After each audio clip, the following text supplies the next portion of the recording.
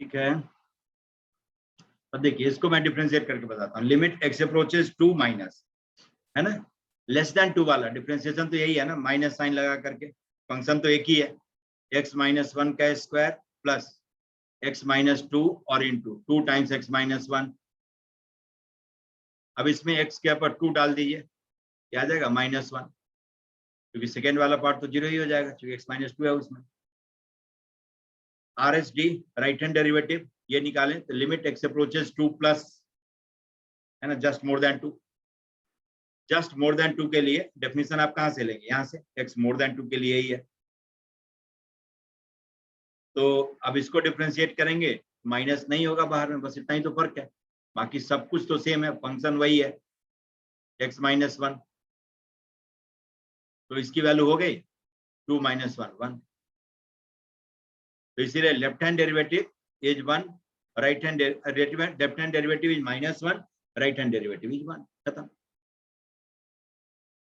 तो LSD is not equal to RSD.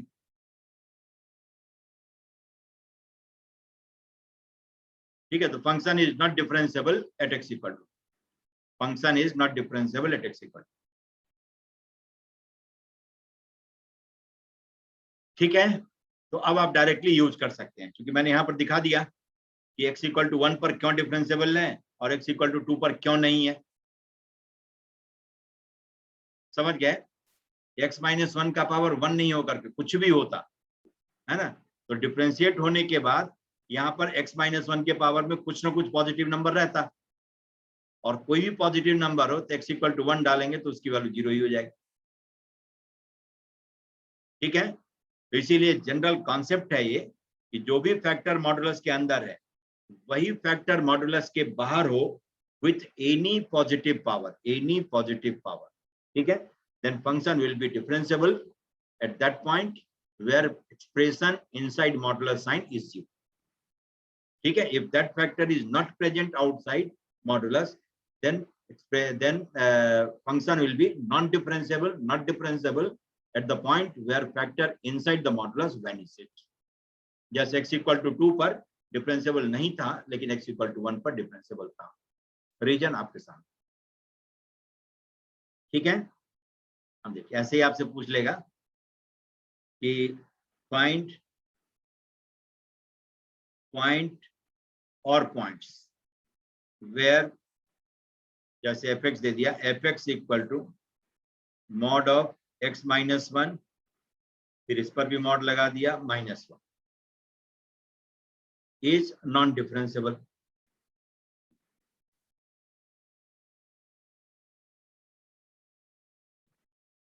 Find point और points where f x is non differentiable, कि वो point आपको बताना है जहां पर फंक्शन डिफरेंशिएबल नहीं।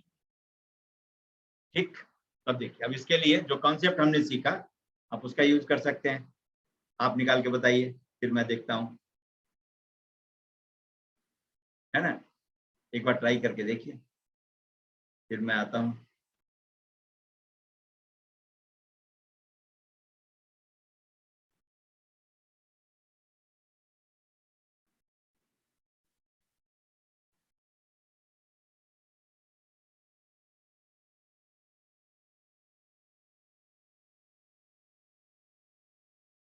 कर्स का 1 and 2,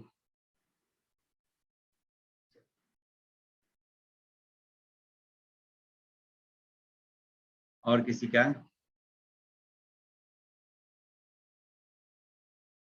नहीं। अभी जैसे देखिए, अभी हमने जो सीखा कि मॉडुलस जिस पर लगा हुआ हो, है ना, वही फैक्टर मॉडुलस के बाहर नहीं, है ना, तो मॉडुलस के अंदर के उस फैक्टर को जीरो करके जो भी एक्स की वैल्यू आएगी वहां पर फंक्शन डिफरेंशिएबल नहीं होगा। तो यहाँ तो जो सबसे बड़ा मॉडुलस है बाहर वाला, उसके अंदर में एक्सप्रेशन है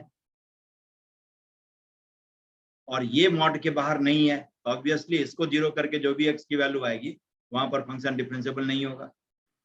एंड सेकेंड, एक छोटा मॉडुलस जो अंदर में है ना, ये वाला, ठीक है, मॉड एक्स माइनस वन है, लेकिन वही एक्स माइनस वन मॉड के बाहर नहीं है, तो इसीलिए इसको भी जीरो करके जो एक्स की वैल्यू आएगी वहां पर भी फंक्शन डिफरेंशिएबल नहीं होगा। x माइनस 1 को 0 करिए। ये दो आगे दो मॉडुलस था, उसके बाहर हमने ऑब्जर्व किया कि वही फैक्टर मॉडुलस के बाहर नहीं है, छोटे वाले के बाहर भी नहीं x माइनस 1 है और बड़े वाले के बाहर मॉड x माइनस 1 माइनस 1 नहीं है। तो इसीलिए इससे जो x निकल के आएगा वहां पर फंक्शन डिफरेंशिएबल नहीं होगा। x इक्वल टू 1 एक तो आ गया, बाकी x mod x minus 1 equal to 1। अब देखिए mod x minus 1 equal to 1 है, इसका मतलब x की वैल्यू क्या क्या होगी, x माइनस 1 या तो 1 हो जाए या x माइनस 1 माइनस 1 हो जाए। दो ही नंबर का मॉडुलस 1 होता है, 1 का मॉडुलस 1 है और माइनस 1 का मॉडुलस 1 है। तो इसके करिस्पॉन्डिंग x की वैल्यू जो आ जाएगी 2 और इसके करिस्पॉन्डिंग x की वैल्यू आ जाएगी 0 है। तो 3x आ गया, x इक्वल टू 0 1 एंड 2। ये 3x है जहां पर फंक्शन डिफरेंशिएबल नहीं है ना। x equal to 0, x equal to 1 and x equal to 2। These are the 3x where function will not be differentiable at all। ठीक है, समझ गए। तब इसमें ऑप्शन देखिए, जैसे ये दे दिया और पूछ देगा क्या, find number of points, find number of points where fx is not differentiable, और ऑप्शन होगा 0 1 2 3। तो जो दिख रहा है वो आंसर ही नहीं है ना। जो दिख रहा है 0 1 2 दिख रहा है और आंसर क्या मार्क करना है 3, कि नंबर ऑफ पॉइंट्स पूछा था, पॉइंट नहीं पूछा था। ठीक है, number of positive integral points where function is not differentiable तो 2 है ना। Number of non positive integral points तो 1 0, नॉन पॉजिटिव में 0 आ जाएगा, है ना। Number of even integral points where function is differentiable तो 2 आ जाएगा, 0 और 2 2 है। तो जिस पर हाथ रखवाना चाहेगा उस पर हाथ रखवा देगा, है ना। Number of negative integral points where function is not differentiable तो 0 है ना, कोई भी नेगेटिव इंटीग्रल पॉइंट नहीं है। Number of negative values of x where function is not differentiable तो 0। तो इस तरह से 0 1 2 3 इन चारों में से किसी पर भी हाथ आपको रखवा सकता है, क्वेश्चन एक ही होगा, है ना। ऑप्शन चारों में से कोई भी टिक करवा सकता है। अब देखिए, अब ये जो एक ऑब्जर्वेशन, जैसे ऐसी स्थिति में होता क्या है कि नॉन डिफरेंशिएबल हो तो किस तरह के ग्राफ को देख करके रिएक्शन होगा कि यहाँ पर नॉन डिफरेंशिएबल हो सकता है। तो जहां पर शार्प चेंज इन स्लोप, क्योंकि dy बाई dx से आप टेंजेंट का स्लोप भी निकालते हैं, किसी भी पॉइंट पर dy बाई dx की वैल्यू से टेंजेंट का स्लोप निकालते हैं। तो जब किसी पॉइंट के लेफ्ट साइड में टेंजेंट का स्लोप कुछ और है और राइट साइड में कुछ और है, इसका मतलब ये ऐसा ढलान टाइप का रहा होगा, है ना, कि लेफ्ट साइड में कुछ और हो गया और राइट साइड में कुछ और हो गया स्लोप। तो इसीलिए ऐसा जरूर शार्प कॉर्नर पॉइंट जरूर रहा होगा, शार्प टर्न होगा ग्राफ में। तो ऐसी स्थिति में जहां पर टर्न हुआ है वहां पर फंक्शन नॉन डिफरेंशिएबल होगा, है ना, क्योंकि उस पॉइंट पर कोई यूनिक टेंजेंट नहीं ड्रॉ हो सकता है। देख रहे हैं कि ये पॉइंट है जहां पर शार्प कॉर्नर पॉइंट है, ये सारी लाइन दावा ठोकेगी हम सब टेंजेंट। तो नॉन डिफरेंशिएबल पॉइंट ऐसा पॉइंट होता है जहां पर कोई यूनिक टेंजेंट नहीं ड्रॉ। तो दूसरा नॉन डिफरेंशिएबल कहने का तरीका ये भी होगा, या डिफरेंशिएबल कहने का ये तरीका होगा कि the point is such that unique tangent can be drawn at that point. इसका मतलब कहना चाह रहा है कि आप समझो, मैं बताना चाह रहा हूं कि function is differentiable at that. समझिए कि डिफरेंशिएबल कहने का दूसरा तरीका है कि the function will have unique tangent at that point. ठीक है, if fx is differentiable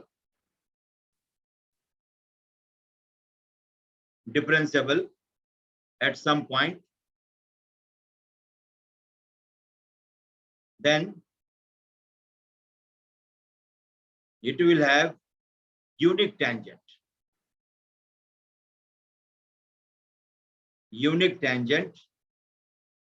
at that point।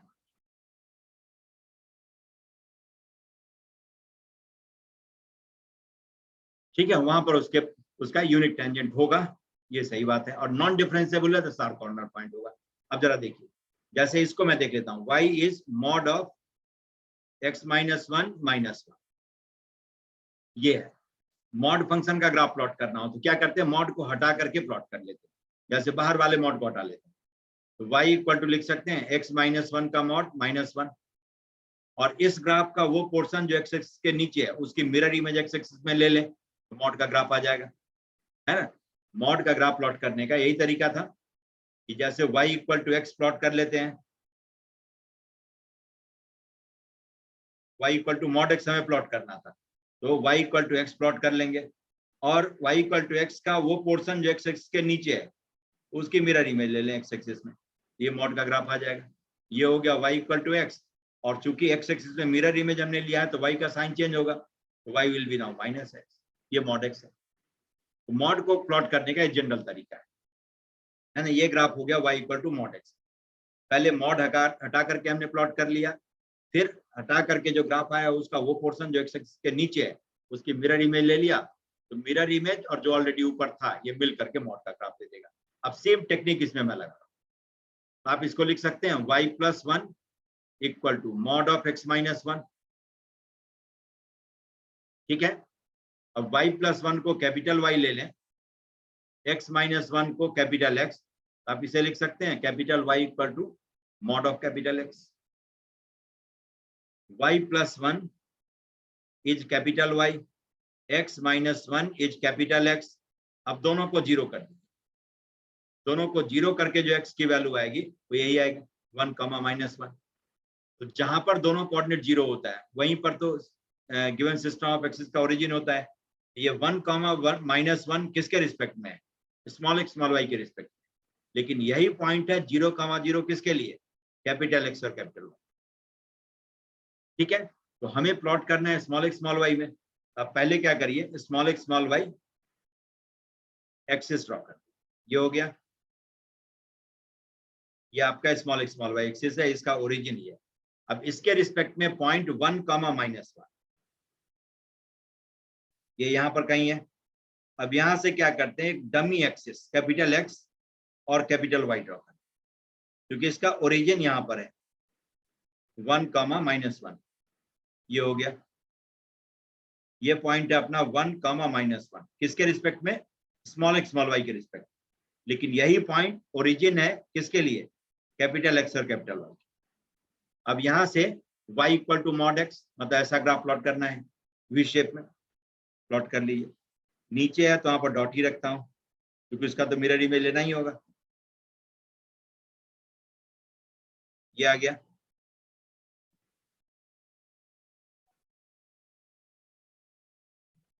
हो गया, ये है आपका y capital Y equal to mod x, ठीक है।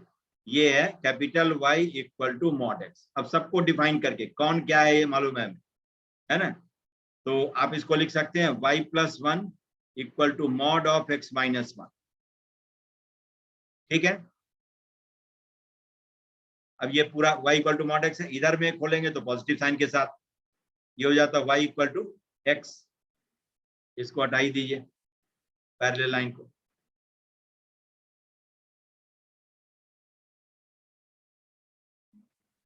ठीक है। और इधर में हो जाएगा आपका y equal to minus of x, तो आप लिखेंगे y plus 1 equal to minus of x minus 1, मतलब y equal to minus x. अब बीच में आपको मिरर इमेज लेना है, यहाँ पर, यहाँ आप मिरर इमेज लेंगे, ये पॉइंट है आपका 2 कॉमा 0, क्योंकि 1 के 1 यूनिट राइट साइड जाएंगे तो जो पॉइंट मिलेगा वही इसका एक्स कोऑर्डिनेट होगा। क्यों, तो 1 के लेफ्ट साइड जाने के बाद एक्स एक्सिस का एक पॉइंट आता है जो 0 कॉमा 0 है, 2 कॉमा 0। अब देखिए y यहाँ पर आ गया आपका y equal to x minus 2। अब बीच में जो डेफिनेशन हमने लिखा है तो y को माइनस वाई करके, x को माइनस एक्स नहीं, y को माइनस वाई, ये वाला हो जाएगा y equal to x, y के जगह माइनस वाई लिखेंगे तो minus y equal to minus x. अब इधर वाले में y equal to x minus 2 है, तो क्या करेंगे, y के जगह माइनस वाई रखेंगे, ये नहीं कि y equal to minus x minus 2 लिख के बैठ गए, काम खराब हो जाएगा, है ना। y इक्वल टू आ जाएगा माइनस एक्स प्लस 2, क्योंकि हमने y को माइनस वाई किया है। एक्स एक्सिस में मिरर इमेज लेने के बाद y का साइन चेंज हो जाता है, जैसे 1 कॉमा माइनस 1 का मिरर इमेज 1 कॉमा 1 होगा, there is no change in x, x x था, x है, x रहेगा, लेकिन y has become minus y, minus 1 has become अब 1। ये पूरा डेफिनेशन हो गया। अब जरा देखिए अब कहां पर शार्प कॉर्नर पॉइंट है, 0 पर, 1 पर और 2 पर, है ना, यही 3 पॉइंट पर, और यही 3 आया भी था। यही 3 आया भी था सॉल्व करके। अब देखिए जीरो, अब बाय द वे आपको left hand right hand derivative पूछे तो देखिए फटाफट लिख देता हूं मैं, at x equal to 0 LSD लिखना है तो जीरो के लेफ्ट साइड वाले को डिफरेंशिएट करिए, लाइन ही तो है तो dy बाई dx निकालना है।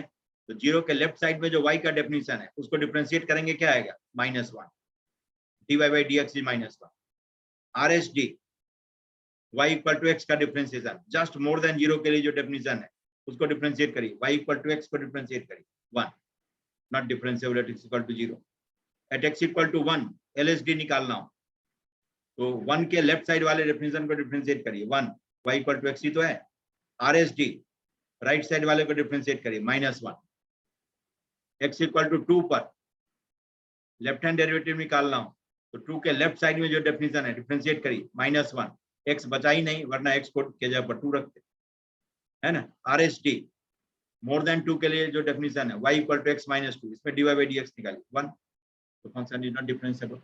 तो left hand derivative right hand derivative भी आ गया और फंक्शन डिफरेंशिएबल नहीं है भी आ गया। क्यों ऐसा हमने किया? Because function was continuous.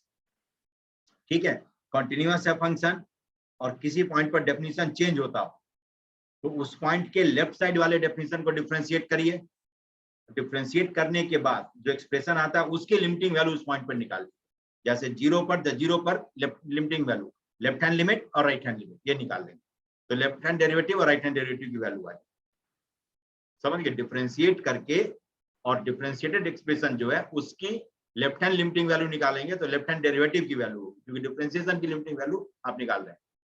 और राइट हैंड वाले को डिफरेंशिएट करके और तब राइट हैंड में लिमिटिंग वैल्यू निकालेंगे तो राइट हैंड डेरिवेटिव की वैल्यू आएगी। क्यों? तो राइट हैंड डिफरेंशिएशन की राइट हैंड लिमिटिंग वैल्यू है, उसको हम कहते हैं राइट हैंड डेरिवेटिव। तो इस तरह से शॉर्टकट में आप left hand right hand derivative निकाल सकते हैं जब फंक्शन ऐसे ही पॉलिनोमियल हो, सीधा साधा हो, sin x cos x, जिसको भी डिफरेंशिएट करके फटाफट उस पॉइंट पर उसकी लिमिटिंग वैल्यू निकाली जा सकती। समझ गए? और ये 3 पॉइंट है 0, 1 और 2 जहां पर की फंक्शन नॉन डिफरेंशिएबल।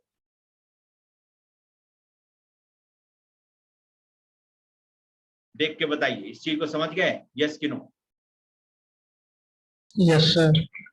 है ना।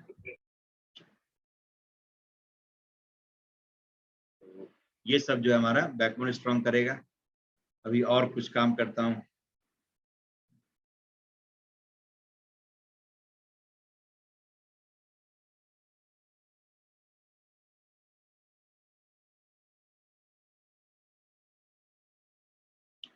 ठीक है, मैक्सिमम जो टफ क्वेश्चन सब होता है जो दिखता रहता है ये टफ है, उसका जिम्मा यही ले रखा है, डेरिवेटिव, है ना।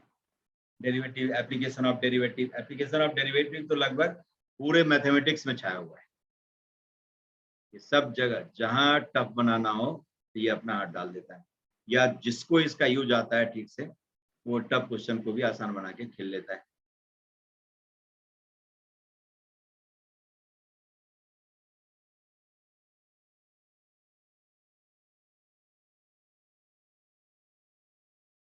ठीक है, अब जरा देखिए डेरिवेटिव, ये तो हमने देख लिया कि कहाँ कहाँ पर डिफरेंशिएबल है नहीं है, ये पता करने का तरीका। तो मॉड से रिलेटेड बात हमने देख लिया। जैसे मान लीजिए फंक्शन आपको दे देता है एफ एक्स इज से x -2 mod of x square minus of 5x plus 6 plus of sin mod of x minus 1, ठीक है, plus of cos mod x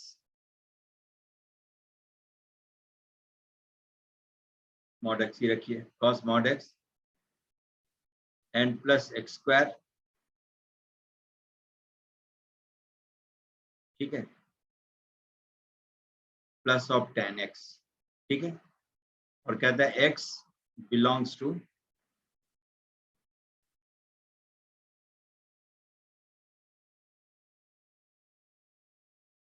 से 0 to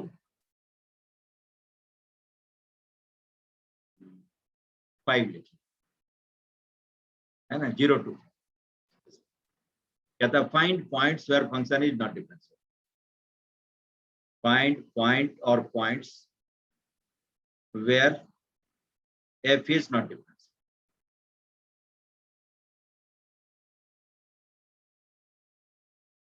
0 पर ओपन कर दिया, क्लोज नहीं, ठीक है, ये 0 पर, 0 और 5 के बीच डिफरेंस, फाइंड पॉइंट और points where f is not differentiable.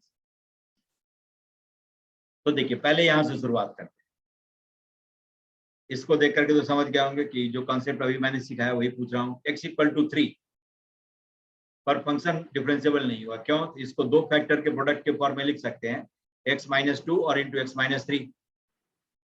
x-2 बाहर है लेकिन x-3 नहीं है, तो इसीलिए x = 3 पर फंक्शन डिफरेंशिएबल नहीं। आगे यहां देखिए, इसका भी इफेक्ट वैसा ही, sine mod x-1, x sine mod x-1 को जब डिफाइन करेंगे आप, तो 1 पर ही अपना डेफिनेशन चेंज करेगा। इसको आप लिख लेंगे साइन ऑफ x-1, कब? जब x इज मोर देन 1, और यही हो जाएगा माइनस ऑफ साइन x-1, कब? जब x इज लेस देन 1।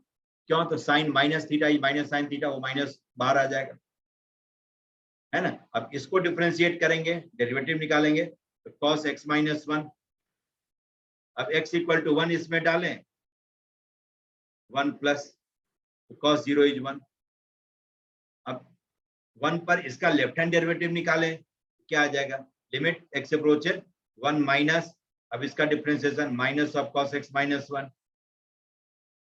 -1 आ गया, function is not differentiable. x = 3 पर, सॉरी x = 1 पर साइन मॉड x-1 डिफरेंशिएबल नहीं है, क्यों?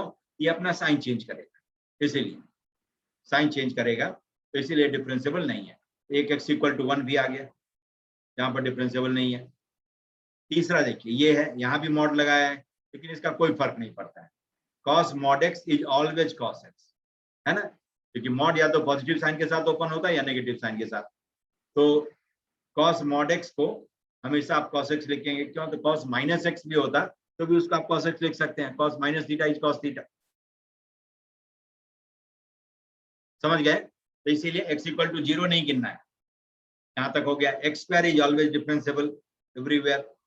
अब tan जहां जहां डिफाइन नहीं होता है वहां पर डिफरेंशिएबल नहीं होगा, तो एक π/2 है, जहां पर tan का डेफिनेशन ही नहीं है, वहां पर डिफरेंशिएबल नहीं होगा। एक आपका 3π/2 है, 0 से 5 के बीच में, यह आएगा 3π/2, या देख लीजिएगा आता है कि नहीं आता है, तो 3 और इंटू 1.57, π/2 का मतलब रफली 1.57, ठीक है। अब इसको मल्टीप्लाई करेंगे तो 5 से नीचे ही आएगा, 1.6 होता तब भी 4.8 आता, लेकिन 5 के करीब में ही है। अब अगला जो 5π/2 होता वो नहीं होगा, तो हर ऑड मल्टीपल ऑफ π/2 पर tan डिफाइंड ही नहीं है, तो वहां डिफरेंशिएबल होने का सवाल ही नहीं पैदा होता है। जहां डिसकंटिन्यूअस है वहां डिफरेंशिएबल होने का सवाल ही नहीं पैदा होता है। तो ये 4 पॉइंट है जहां पर की फंक्शन नॉन डिफरेंशिएबल। तो जहां पर tan डिफाइंड नहीं है तो वहां वैल्यू ही नहीं है फंक्शन की, तो इसीलिए फंक्शन डिफरेंशिएबल नहीं होगा। और बाकी मॉड के कारण, ठीक है, कि जो फैक्टर मॉड के अंदर था वही बाहर नहीं है विथ एनी पॉजिटिव पावर, तो इसीलिए मॉड के अंदर के उस फैक्टर को 0 करके जो भी x की वैल्यू आएगी वहां पर function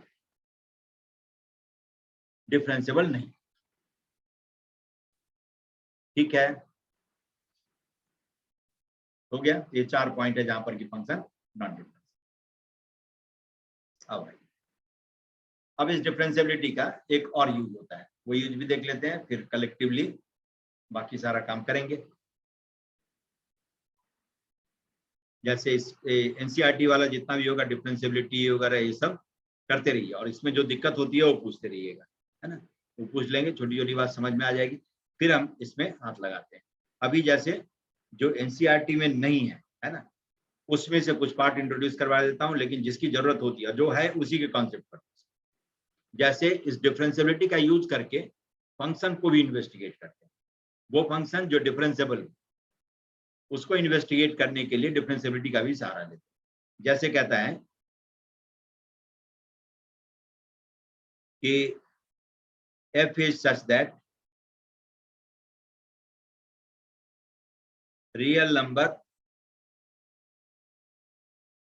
goes to real number, है ना, और कहता है आपको fx plus y equal to fx into fy, fx into fy for all xy belonging to set of real number.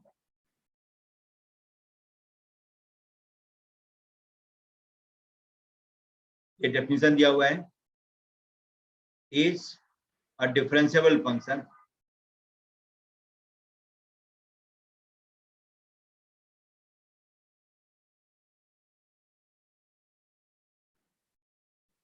तो कह रहा है कि find fx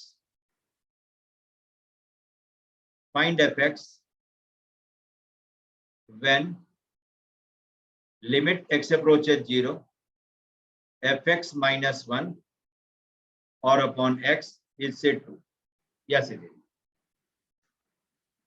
मतलब f एक डिफरेंशिएबल फंक्शन है जो इस कंडीशन को सेटिस्फाई करता है। तो कह रहा है कि fx बताओ, वो फंक्शन बताओ जिसकी लिमिटिंग वैल्यू इस तरह से है ना। तो सबसे पहले देखिए, इस लिमिट की वैल्यू 2 है, तो लिमिट को देख करके भी कुछ अंदाज लगा सकते हैं। जैसे डिनोमिनेटर अप्रोचेज 0, तो numerator must approach 0 for such limiting value, है ना, समझ गए। तो जब x 0 को अप्रोच करता है तो डिनोमिनेटर 0 अप्रोच करे तो numerator must approach 0 at any cost for such limiting value, वरना इसकी लिमिटिंग वैल्यू या तो प्लस इंफिनिटी होगी या माइनस इंफिनिटी होगी। कब? जब डिनोमिनेटर 0 अप्रोच करे और न्यूमरेटर 0 अप्रोच करने को तैयार नहीं, है ना, लेकिन लिमिटिंग वैल्यू 2 है, तो इसके लिए 0 के करीब में इसकी वैल्यू को 1 होना जरूरी होगा, है ना। इसी को समझ गए कि डिनोमिनेटर अप्रोचेज 0 तो numerator must approach 0। For numerator to approach 0 limit x approaches 0 fx has to be 1। ठीक है, ये इतना तो पक्का है, लिमिट को देख करके सिर्फ हमने अंदाज किया। अब कहता है फंक्शन डिफरेंशिएबल है, और फंक्शन डिफरेंशिएबल है तो it has to be continuous, है ना, और कंटीन्यूअस है x इक्वल टू 0 पर इसकी लिमिटिंग वैल्यू 1 है, तो 0 पर इसकी वैल्यू क्या होगी? 1 ही, क्योंकि फंक्शन कंटीन्यूअस है। f0 हैज टू बी, समझ गए। ये लिमिट से हमने पता कर लिया, लिमिट से भी जानकारी मिली। अब जरा देखता हूं कि जो रिलेशन दिया हुआ है सारे एक्स वाई के लिए है, एक्स और वाई को 0 भी रख देता हूं, तो देखता हूं यहाँ पर कुछ ऑप्शन देता है। f0 इक्वल टू क्या आता है? f0 का स्क्वायर, है ना, f0 इक्वल टू f0 का स्क्वायर। अब जरा बताइए कि f0 के पास में यहाँ पर दो ऑप्शन होता है, 0 और 1, तो इस ड्यूअलिटी से आपको निकाल दिया लिमिट, है ना, वरना आप यहां से लिखते दोनों f0 equal to 0 as well as 1, but f0 cannot be 0, and once it cannot be 0 it has to be 1, है ना।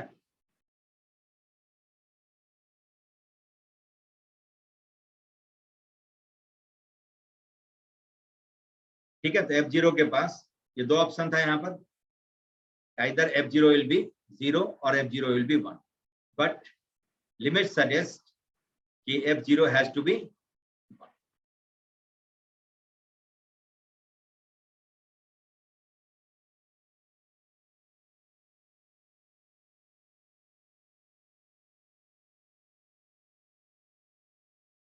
ठीक है,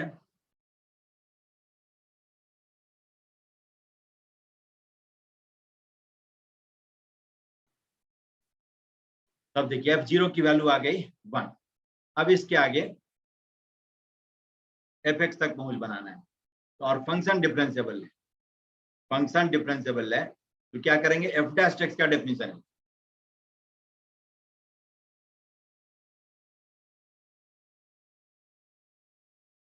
है ना, f0 की वैल्यू 1 या 0, तो यहां से जो कंफर्म हो गया कि देयरफॉर f0 इज 1, दोनों का इंटरसेक्शन।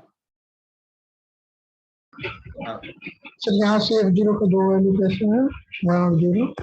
f0 एक साइड ला करके कॉमन ले लीजिए, काट पीट मत बताइए, है ना, कैंसिलेशन से रूट गायब होता है, तो इसलिए कैंसिल नहीं करना चाहिए, है ना। तो f0 की दो वैल्यू आती है 0 और 1, लेकिन 0 नहीं होगा, किसने बताया? तो लिमिट, क्योंकि ये कंडीशन भी सही होनी चाहिए। समझ गए? जहां कहीं रूट निकालना हो या वैल्यू निकालनी हो तो वहां पर कैंसिल करते समय जरूर पूरे होश आवाज में रहना चाहिए। नॉन जीरो नंबर है, खूब मजे में आप कैंसिल कर सकते हैं, लेकिन जीरो को जीरो से कैंसिल नहीं करना है ना, वो जीरो भी हो सकता हो तो कैंसिल नहीं करना। अब देखिए, अब फंक्शन डिफरेंशिएबल है तो आप एफ डैश एक्स को लिख सकते हैं ऐसे, limit h approaches 0 F x plus H minus f x और अपॉन एच। एक्स पर राइट हैंड डेरिवेटिव लिखते तो यही लिखते,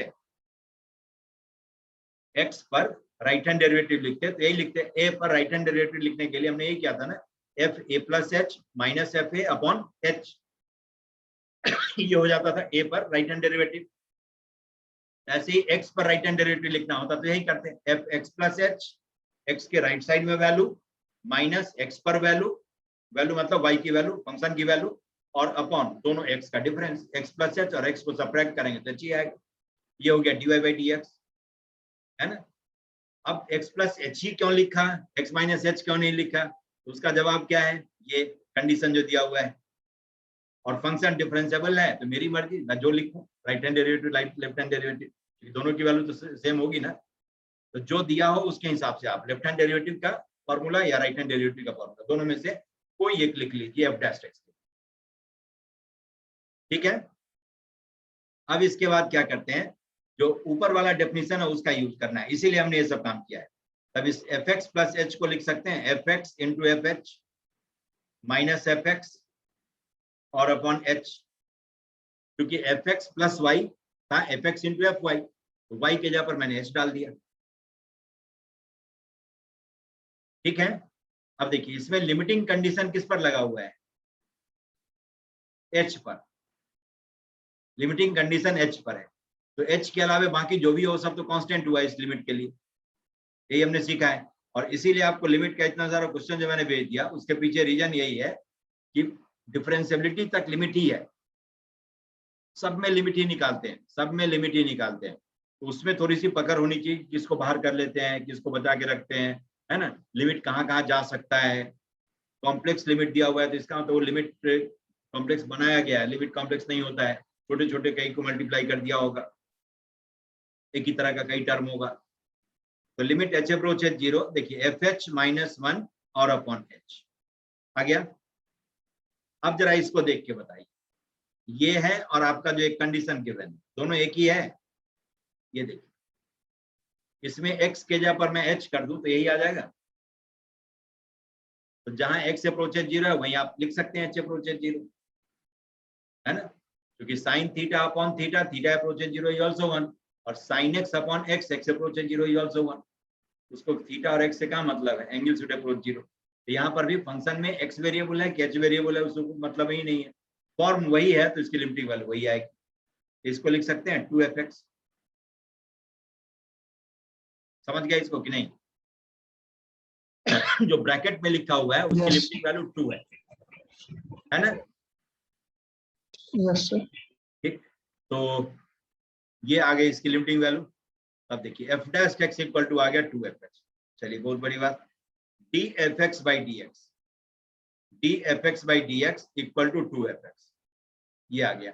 इसको कहते हैं डिफरेंशियल इक्वेशन, ये इस तरह का डिफरेंशियल इक्वेशन, डिफरेंशिएशन में इक्वेशन है तो डिफरेंशियल इक्वेशन इसको कहते हैं। इस तरह का डिफरेंशियल इक्वेशन है, अब इसको सॉल्व कर लेना है ना। इसको सॉल्व करेंगे तो fx आ जाएगा। सॉल्व करते समय क्या करते हैं, जैसे जिस पर d लगाओ उसका सारा टर्म उसके साथ में आ जाए, जैसे d fx पर है, fx का जितना टर्म है वो सब dfx के साथ आ जाए, fx को पहुंचा दीजिए लेफ्ट साइड, और दूसरा है dx तो उसके साथ x का सारा टर्म आ जाएगा। अब ये वेरिएबल सेपरेट हो गया, इसमें वेरिएबल दो था x और fx, है ना, तो x के साथ x का फंक्शन और fx के साथ f लगा हुआ जितना एक्सप्रेशन होगा वो सब, अब दोनों साइड इंटीग्रेट कर दीजिए, तो dfx बाई dx मतलब dy बाई y, इसका इंटीग्रेशन हो गया log y log fx equal to 2x and plus constant of integration c।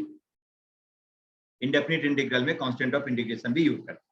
अब f0 की वैल्यू कितनी थी, 1, ये हमने शुरू में ही निकाल लिया था, या यहाँ पर जरूरत होती तब वहां निकालते, तब निकालते। तो x के जगह पर 0 डाल दीजिए तो c की वैल्यू 0 आ जाएगी। इसका मतलब log fx is 2x, क्योंकि log 1 0 होता है, तो therefore fx is e raised to the power 2। ये एक्सपोनेंशियल फंक्शन था।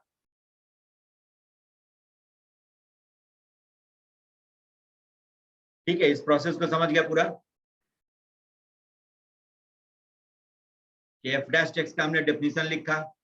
डेफिनेशन इस तरह से हमने लिखा जिससे कि गिवन कंडीशन का यूज हो जाए, चाहे राइट हैंड डेरिवेटिव का लिखना हो या लेफ्ट हैंड डेरिवेटिव का।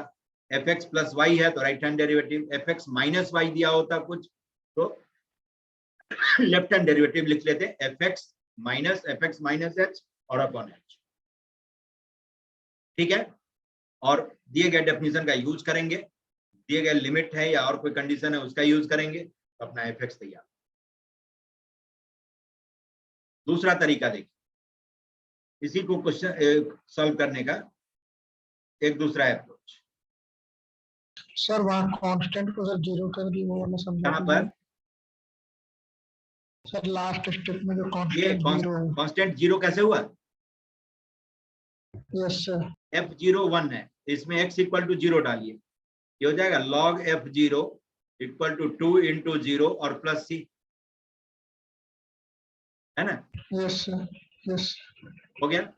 और f0 1 है, log 1 0, 0 इक्वल टू c, वही मैंने 0 कर दिया। अब समझ गए? Yes sir. अब देखिए fx प्लस वाई, ये आपका है fx इंटू एफ वाई। इसमें क्या करते हैं कि डिफरेंशिएट करिए, डिफरेंशिएट से विथ रिस्पेक्ट टू y, किसी एक के रिस्पेक्ट में डिफरेंशिएट करिए, क्योंकि ऐसा जब कंडीशन दिया होता है तो इसमें x और y दोनों का दोनों इंडिपेंडेंट वेरिएबल है। x और y दोनों का दोनों इंडिपेंडेंट है, एक दूसरे से पूछताछ करके वैरी नहीं करेगा। x 1 है और y 1000 है तब भी ये रिलेशन 2 है, x 1 है और y 1 है तब भी ये 2। समझ गए? इसमें x और y में कोई रिश्ता नाता नहीं, लेकिन जहां पर y equal to F x आप लिखते हैं तो वहां उसका रिश्ता नाता होता है। समझ गए दोनों में अंतर? ये रिलेशन और y equal to F x, दोनों में जमीन आसमान का अंतर है। इसमें x और y इंडिपेंडेंट, दोनों इंडिपेंडेंट है, लेकिन y equal to F x जब लिखते हैं तो x is independent and y depends on x। समझ गए? तो y equal to F x जब दिया होगा तो इसमें x इज इंडिपेंडेंट, x आप जो चाहें वो आप अपनी मर्जी से ले सकते हैं, लेकिन y अपनी मर्जी से नहीं ले सकते हैं, ये डिपेंडेंट है, x की वैल्यू पर डिपेंडेंट। जैसे y equal to sine x लिख ले, समझ गए? तो आप x यहाँ पर जो चाहे जो साइन अलाउ करेगा वो रख लेंगे, लेकिन y की वैल्यू जो आएगी वो रिस्ट्रिक्टेड आएगी, जो साइन x की वैल्यू हो सकती है वही हो। समझ गया दोनों में अंतर? तो इसमें दोनों एक इंडिपेंडेंट दूसरा डिपेंडेंट है, लेकिन इसमें दोनों इंडिपेंडेंट है। तो डिफरेंशिएट करिए y के रिस्पेक्ट में टेकिंग x एज कांस्टेंट, ये fx और इंटू एफ डैश y हो जाएगा। और अब क्या करेंगे, y के जगह पर 0 डाल, तो f dash x equal to F x और इंटू एफ डैश 0। ये एफ डैश जो लिमिट आपका दिया हुआ है वो एफ डैश 0 ही है। इसके बारे में लास्ट क्लास नेक्स्ट क्लास में बताऊंगा, तब तक आप सोच करके रखिए। F dash 0 is two y, f dash 0 is two, ये आप रखिएगा, बाकी सारा सोर्स मैंने बता दिया। अभी आ गया डिफरेंशियल इक्वेशन वही है, f dash x equal to 2x। अब जो काम हमने यहाँ पर किया है वही इसके आगे रिपीट कर, तो फंक्शन आपका